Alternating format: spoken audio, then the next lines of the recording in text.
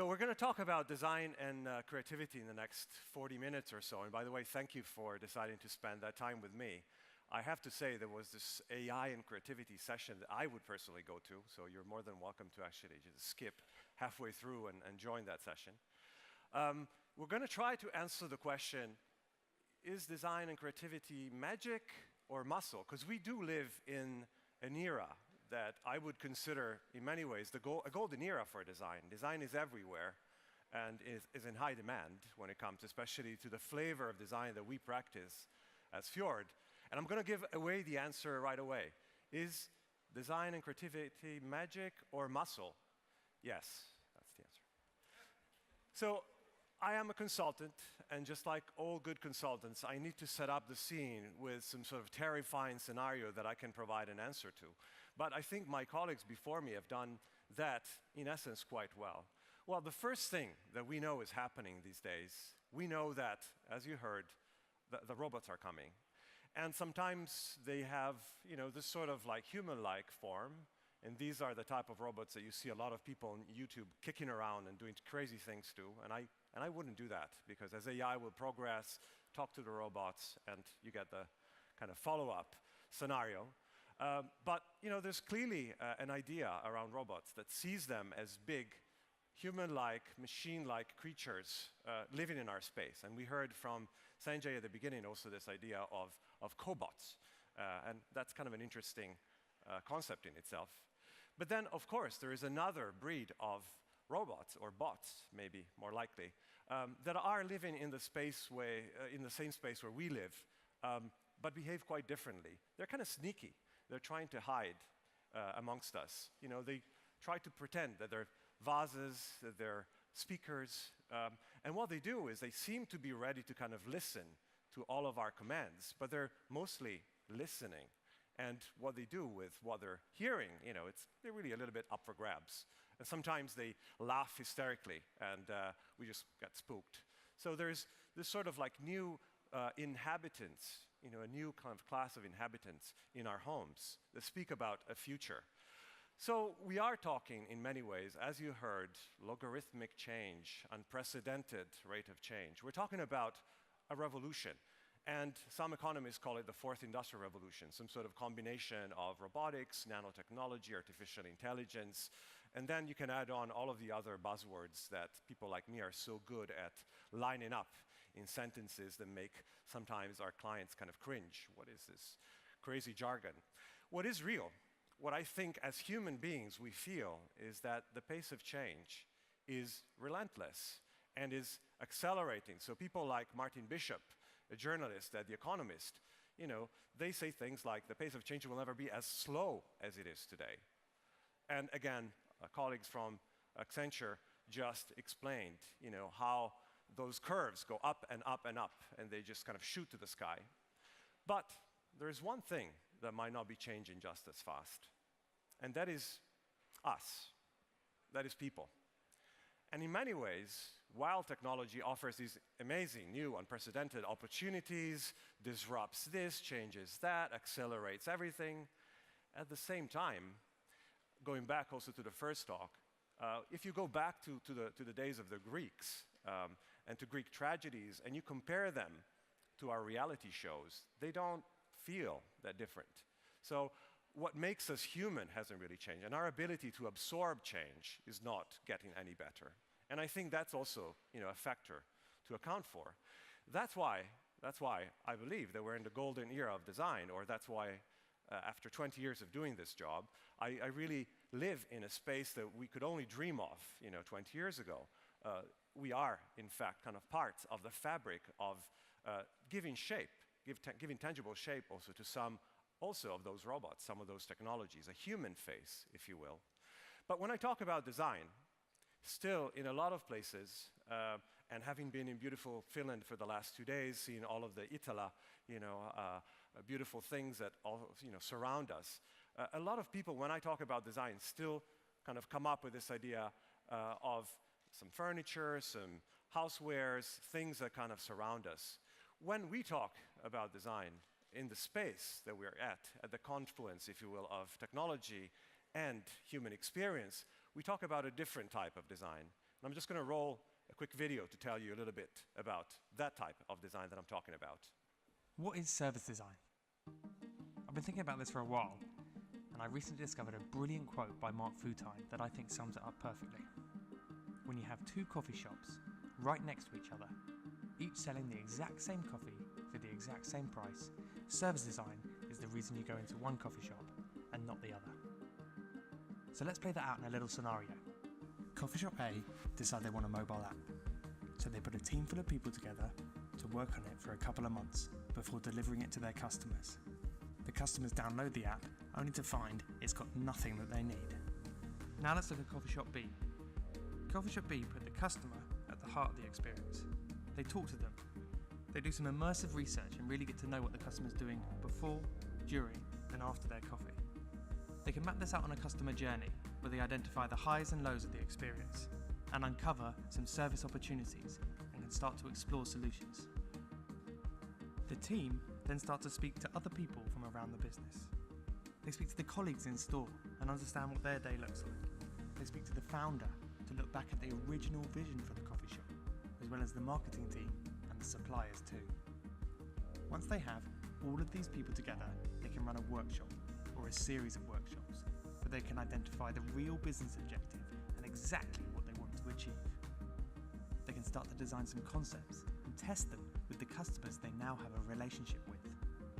They can do a tech analysis and plot everything on a blueprint that documents all of the support systems necessary to bring these concepts to life. With all this, they can create their North Star vision, all resulting in a mobile app full of features that customers love. But it doesn't stop there. They've also identified that colleagues need a tablet application to help them deal with the extra flow of traffic in store, and the payment system needs updating so all three can work in harmony.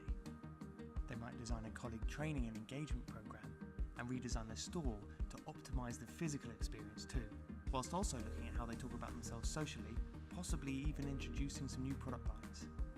These are what we call the front stage experiences. But in order for it to all come together, we must look at the backstage too. Here you will find the back-end systems that drive all the digital propositions, key metrics that we measure ourselves by, learn from, and iterate upon the services, as well as the CRM system and some delivery partners. So, service design is about three things. 1, customer-centric. It's about putting the customer at the heart of everything you do, and only then will you create services people love. 2, co-creation. It's about exploring and designing these concepts together, and as a result, you will ensure services are both technically feasible and business viable. 3, holistic. It's about building interdependent, interrelated experiences that all connect with people on an emotional level. That way, you will create services that scale beyond the original idea. To round it all off, let's revisit Mark's quote. Service design is not just what makes you walk into one coffee shop and not the other, it's the reason you keep coming back and tell all your friends about it.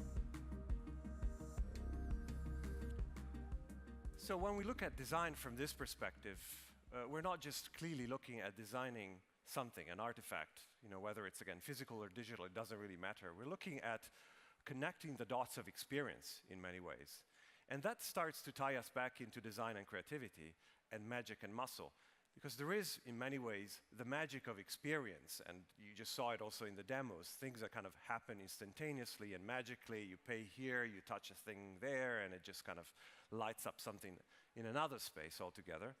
But that magic, that element of seamlessness and the ideal seamless customer experience myth is actually supported by a lot of muscle, by a lot of technology, by a lot of systems that have to talk to other systems, and still by a lot of human interaction.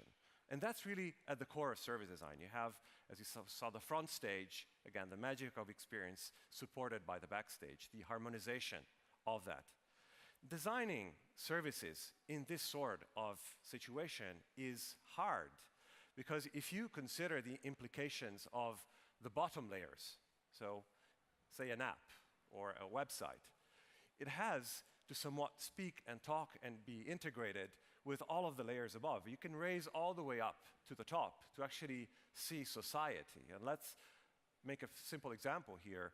if this little dot down there, if the service is Twitter, as we all well know, one tweet by the right person at that level can have an amazing influence on society at the very top. So this is the world that we live in, and this is the world that we're giving shape to. And this is why, again, design is often giving the face to the services that affect all the way up to society, through businesses, all of the rest. That's why design has become so central. But where is design coming from? Because sometimes, I like to also look a little bit at that history, the past and the present, to also think about the future. So the design spectrum is quite broad, and you can say that it stretches all the way from an artistic element. So the early days, designers were actually sculptors and artists and painters, fine artists. Design was born as industrial design in the 30s. And the early days industrial designers were essentially sculptors, people that could give shape to 3D plastic objects that would wrap up usually mechanical volumes that were scary and also not necessarily easy to access from, again, a user, customer standpoint. But on this side, if this side is kind of the artistic end of the spectrum, then on the other side, or the magic maybe side of the spectrum, on the other side, you have the muscle. You have the engineering side of the design spectrum, the problem-solving side of the spectrum. And so that term, industrial attached to design, talks about mechanical engineering, originally electrical engineering, and these days, software development and software engineering. So what's the role that designers play along this spectrum? I really love this quote by a former MIT professor, and now I think head of design at Automatic, John Maeda, who talks about art asking questions, kind of provoking a response, an emotional response, technology creating amazing new opportunities, as we've seen, and design providing solutions that answer, ideally, some of those questions that are, I think, sometimes at the core of who we are as human beings again. Why are we here? Why AI? Why artificial intelligence? What is it going to bring to humanity that we don't have? And how is it going to enrich us rather than maybe supplement us? And there are plenty of examples. I'm getting a little bit old, so my cultural references are starting to feel they're not necessarily speaking to millennials. But here's good old Professor Keating talking about a way to rationalize the impact of poetry in one of the famous movies that Robin Williams was in. So there are plenty of examples of attempts at saying, is there a process to creativity? Can you actually rationalize creativity? Can you draw a formula so that we can replicate it? And I think this kind of sort of question, again, the magic and muscle of design and creativity, has also fueled a lot of myths. And we have figures like these in the back of our head all the time. Good old Steve Jobs, and these days maybe more Elon Musk. And they're polarizing because I think on one side they seem to kind of embody the qualities of a design visionary, but at the same time, as we know, their personas, and also their public personas, are questionable from a human perspective. So if you want to play the design historian with friends over dinner, I'm going to give you the Design 101 2-minute lesson. Design can be somewhat kind of parsed up in 3 phases that are often associated with 3 mantras. The first phase, which actually dates back, as I was saying, to the 1930s, the birth of industrial design, is really the birth of a byproduct, if you will, of an industrial way of thinking. Everything is mechanical, function dominates the scene, and so in many ways the mantra form follows function dominates the ethos of designers in the early days. And that stays true all the way to the early days of computing. So it's not just physical objects, it's actually all the way to, if you will, the very functional metaphors that we're still using to this day on our desktops, dragging stuff, folders, so very kind of functional ways of expressing the potential of industrial objects and industrial products and services. And then at one point, people realized, well, we're not really all kind of rational creatures, are we? So we can really actually use design to cater to the emotional side of human beings. And then you get form follows emotion, kind of almost a second wave. And that thing that you see in the middle is a famous, not particularly functional way of squeezing juice out of a lemon in a product that is produced by Alessi and designed by very famous industrial designer Philippe Starck. And the interesting thing about this object is that it mostly sits as a sculpture in somebody's kitchen, or maybe not even in the kitchen. And it does cost around 50 to 60 euros.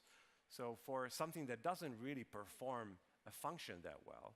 So you can see and look at this object as the epitome of bad design, but you're actually talking about a different set of values and a different set also of target customers probably for this product if you compare it to the previous one.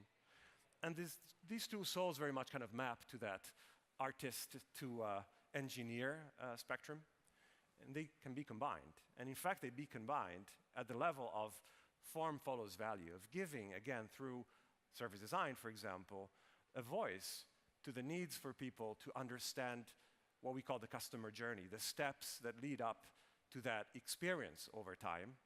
And so design has been focusing more and more, not just on shaping digital or physical artifacts, but processes and interactions and ways that human and machine systems cooperate, again, to surface the magic of experience. So these days, we very much kind of talk about design as strategy, not as design strategy, but design as a strategic asset for companies. And there are plenty of indicators, this comes from the Design Management Institute, that show that companies, firms that put a lot of effort into being design-centric, and then we can talk about what that really means in a second, to have, that competitive advantage. And it is a sizable competitive advantage. So how do you become design-centric? How does an organization become design-centric? We believe there are at least 3 components to this. There are probably more, but these are the 3 key ones. We talk about the rule of 3 at FJORD. And the first is design doing. And I want to go back again to the topic of creativity and design through, hopefully, an experience that everybody has in the back of their head. Playing with Legos. First, let's say that I'm going to give you a brief, a design brief. Build a dragon. The first thing that you're going to do, you're going to look at your pieces, and you're going to have to come to the conclusion that your creativity cannot be unbound. It will be bound by the bricks that you have. And that's a first myth around creativity and design, that you have to create a white space where everything is possible. Not true. A lot of the greatest kind of examples of design actually come from stringent constraints. And so the Lego pieces will constrain you in your way of thinking. And as soon as I mention that word, dragon, I think in everybody's heads, a dragon has come up. Maybe long legs, long neck, short neck, big body, 4 legs, 2 wings, no wings, breathing fire, breathing ice, I don't know. But armed with that vision, which you often call a North Star, a vision of what you're trying to achieve, you're going to get to work with the pieces that you have. And you're going to try to approximate, over time, the image that you had in your mind with what you're building. The fact is, as you build, you'll have less and less pieces. So the early days design decisions that you started with are going to dictate the end state and the level of approximation. And my guess is that by the time you're done, your idea of dragon and what you have in your hands will be slightly different, but at the same time, there'll be some correlation, and you'll have iteratively prototyped your way to the solution. And in that process, you will have understood the dragon problem better. So let's say that you're a master builder, an architect, and that you're really, really good, and you got good pieces. Your dragon is looking exceptional. Now, once you have this thing in your hands, there are 2 things to consider in that creative process, because I just described the way designers think and operate in the real world.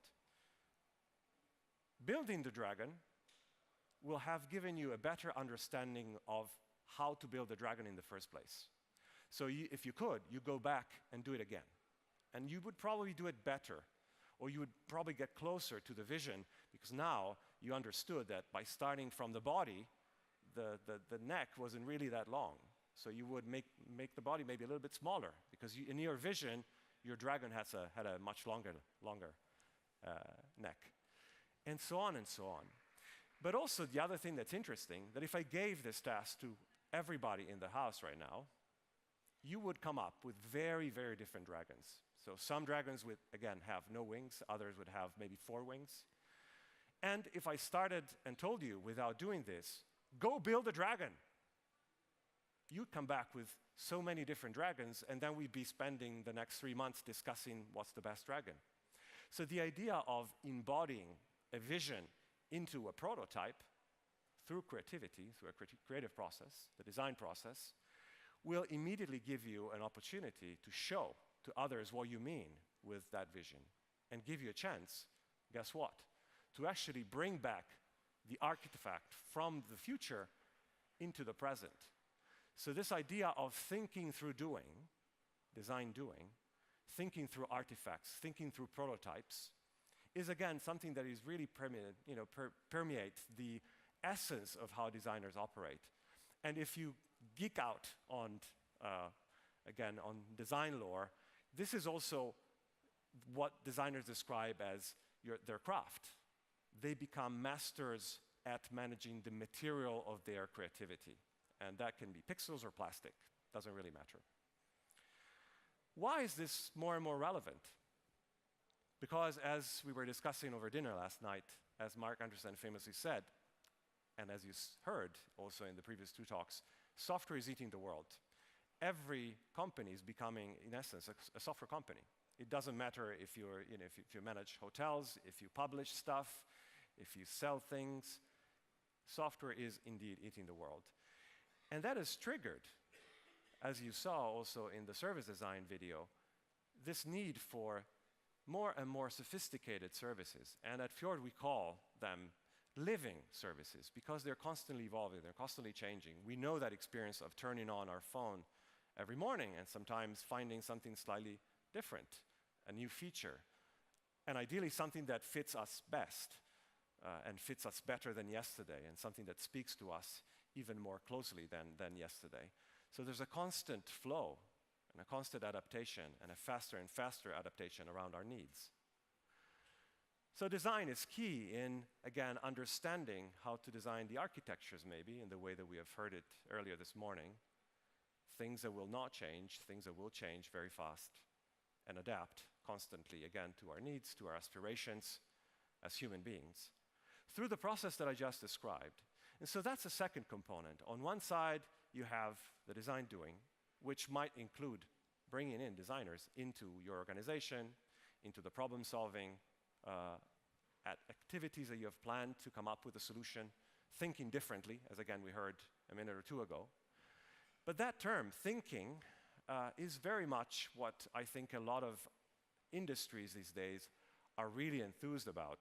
And if the Harvard Business Review says it, it has to be true in business terms. So I'm using this to say, well, if the Bible says it, you better believe it. But in essence, if you go back to the dragon problem, what I just described is the design thinking process. So there's a moment of immersion. You have to understand what dragon means, and that in business terms usually means understanding your customers better. And so those customers might be employees, so that's why we tend to use the word human beings or users at times rather than customers, because a customer is one of the many roles that we play, of course, in the course of our day, every day. But you immerse yourself in the human problem space that you're trying to solve. You ideate the dragon again, you prototype, and then you test it out. Is this dragon-y enough? Is this the dragon that you aspire to be or to want? And then you iterate that process. So when you hear people talking about design thinking, this is what they're talking about in essence, thinking like a designer. But there's a little bit of a catch, in the way that we describe this process as being essentially an innovation methodology, a human-centered innovation methodology. That's all there is to it.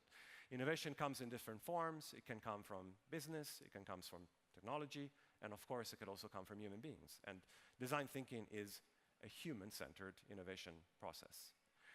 But there's a little bit of a catch, as I was saying. Our own people, designers like me, have been standing on stages and telling everyone, you can learn it, anybody can do it, which is partially true. If you limit yourself, if you will, to the process itself, I will actually tell you that armed with what I just told you, you're all design thinkers right now. You can walk out and say, hey, I know what design thinking is, I can do that. But the reality is that if you look at those steps, every single step that I've described, researching customers, ideating and prototyping, and testing, almost every one of those steps actually requires, 10, 15 years worth of solid work to really become an expert in ideating, in thinking laterally, in prototyping, in testing. And then if you dissect prototyping, you have visual design, industrial design, and. And all of those professions take time. So if I came to you and I told you, come join me on a weekend. We're going to go on a cooking course. I'm going to turn you into whoever, a chef, one of those famous TV chefs. You wouldn't believe me. You would say, that's crazy. You can maybe teach me about, cooking a couple of dishes, but you wouldn't make me a chef in 2 days. But, a lot of companies that contact us have this sort of crazy, I think, also idea in mind, that in a couple of days, you go through a design thinking course, and all of a sudden, you become proficient. So I'll say that if you take the design away from the design thinking, what you're left with is maybe good thinking, but definitely not necessarily, the design doing aspect that you saw kind of integral to that process. And that's also what's driving a lot of criticism around, if you will, the ephemera, the theater of design thinking, so that there's clearly a backlash both from the technology world and even from the design world around the idea of, post-itting every kind of idea you might ever have, put it on a wall, we're done. I talk about that also as a little bit of the dark side of design thinking. It's almost like corporate executive entertainment. You keep a couple of CEOs happy for a couple of hours, they go crazy, they ideate some crazy ideas, then they're done, and then it doesn't affect, what they do next. But again, to this point, there's also maybe confusion around why the post-its. It's not about the post-its, of course, it's about the process. The process is about collaboration. The process is very much what we're trying to do today, architecting a diverse, inclusive, multidisciplinary environment where people on a peer-to-peer level work together to find a solution. And by combining their different backgrounds and their different ideas, through the excuse maybe of using post-its also, they will come up not just with a better solution, but also with a better process of working together. And that's really what you're trying to achieve. You're not trying to achieve just the output, you're trying to also to change the way they work. And that's the way you achieve changing culture, because that's the last missing bit. Design doing, design thinking, and then design culture. So here's where we start to talk about a creative organization. And I don't mean that purely from a design standpoint, also from a technology standpoint, because creativity is everywhere. It's not just, again, the realm of artists or designers. It's the realm of business people and technology people, anybody really. So how do you build a creative organization? And I will immodestly say that FJORD is such an organization. Well, first of all, creativity is not a switch. You don't just go crazy for 2 hours in a room brainstorming with post-its, and then you go back to your normal business.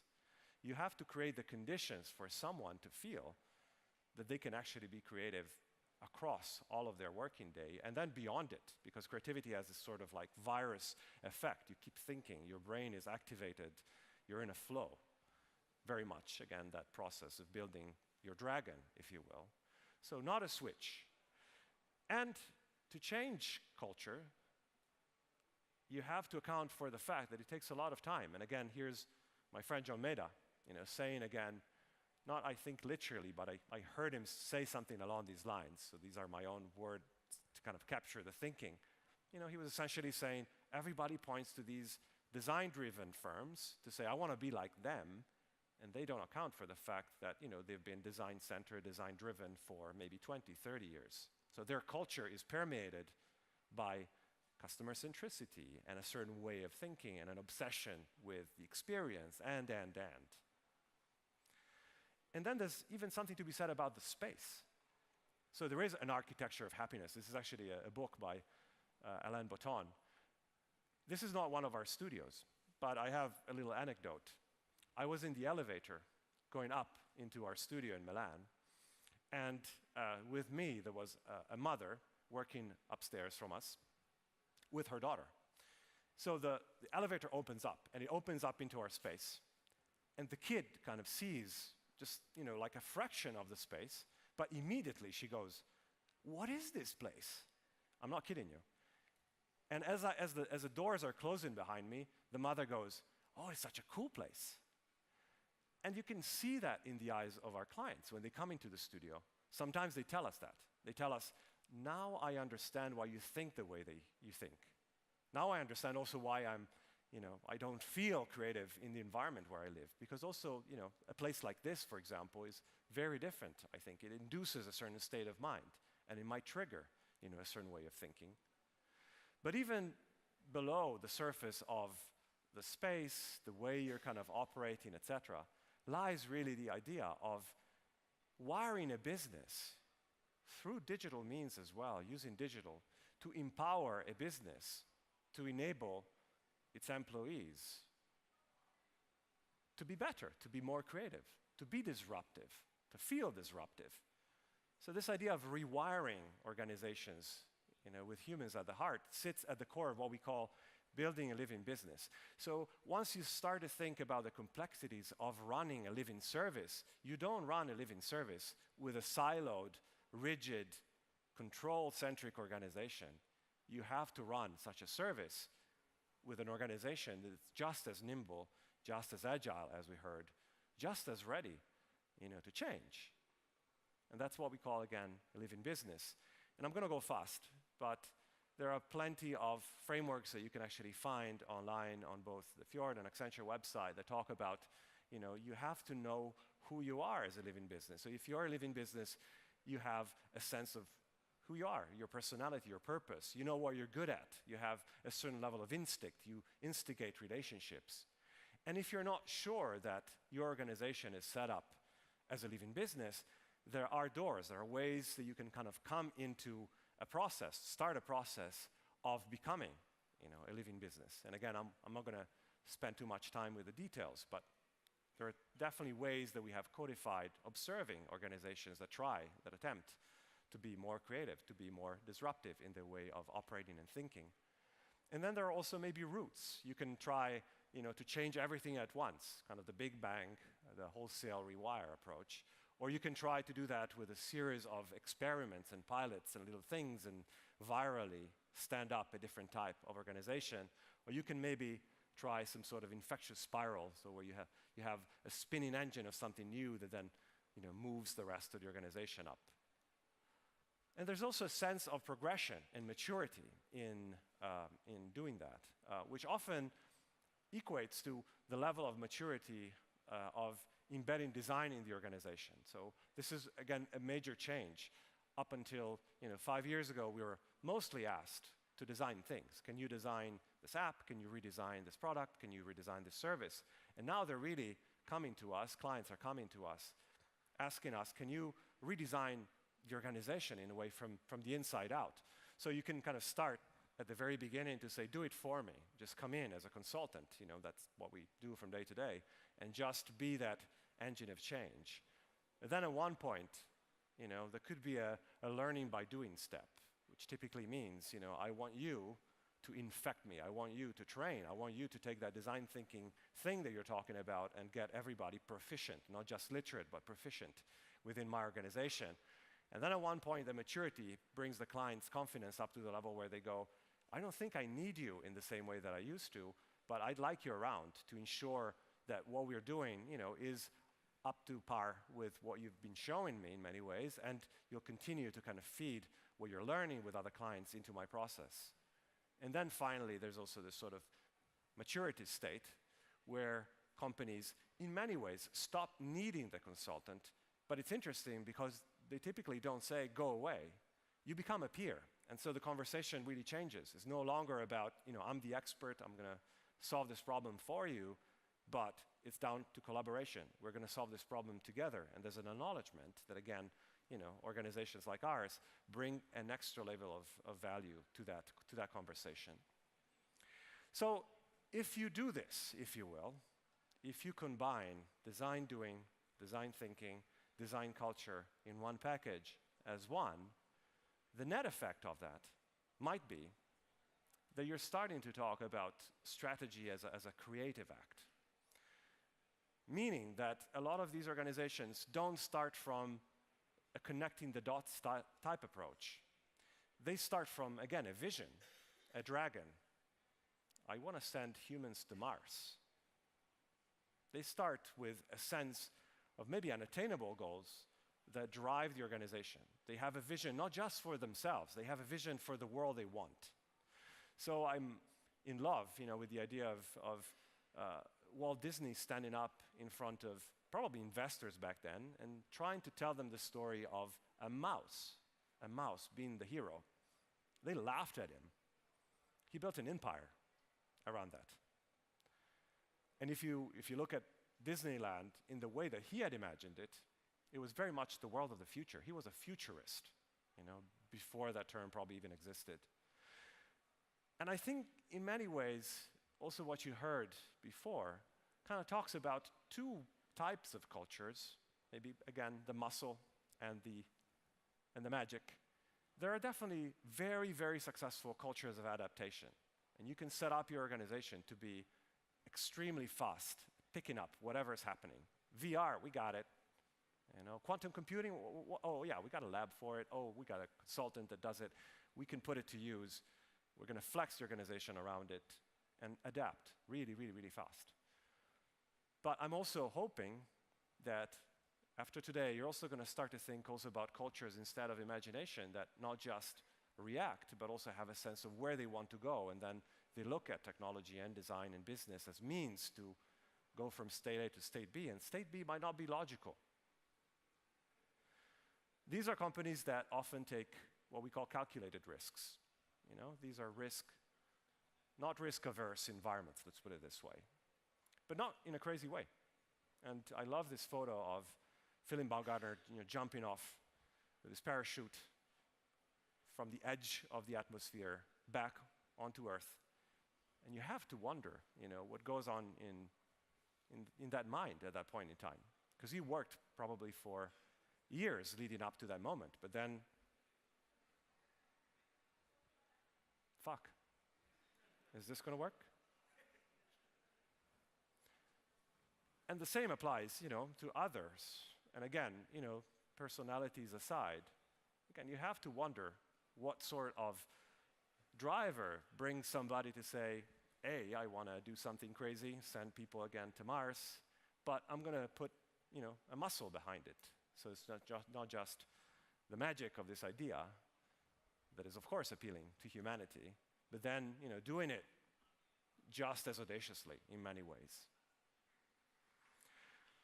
So I hope that I've communicated, because we're running out of time, that I believe that design, amongst all of the disciplines that are represented today, is in many ways, and I'll be a bit arrogant here, to say that it is a culture of prediction, of vision, of thinking where you want to go, not projection.